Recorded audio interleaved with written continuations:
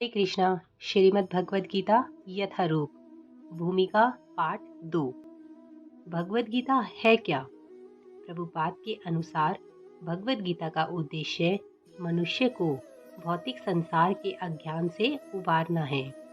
जिस प्रकार अर्जुन कुरुक्षेत्र के युद्ध स्थल में अनेक कठिनाइयों में फंसा था, उसी प्रकार प्रत्येक व्यक्ति अनेक प्रकार की कठिनाइयों में फंसा रहता है।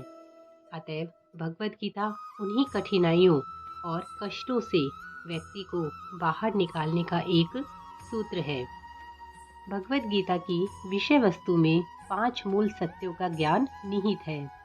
ईश्वर, जीव, प्रकृति, काल तथा कर्म। इन पांचों में से ईश्वर, जीव, प्रकृति तथा काल शाश्वत हैं, अर्थात कभी समाप्त नहीं होने वाले।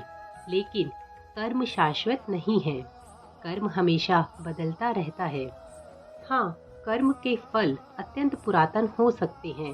हम अनादिकाल से अपने शुभ अशुभ कर्म फलों को भोग रहे हैं।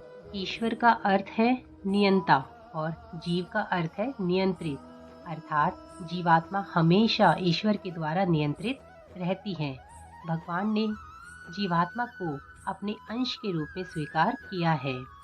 भगवद गीता का प्रवचन देहात्म बुद्धि से मनुष्य को मुक्त करने के लिए हुआ था। सर्वप्रथम मनुष्य को यह जानना होगा कि वह शरीर न होकर एक आत्मा है। मुक्ति का अर्थ मृत्यु नहीं है।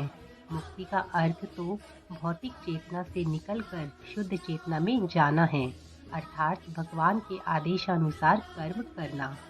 जब मनुष्य मुक्त हो जाता है तो उसे भगवान के प्रति भक्ति का शुभारंभ हो जाता है।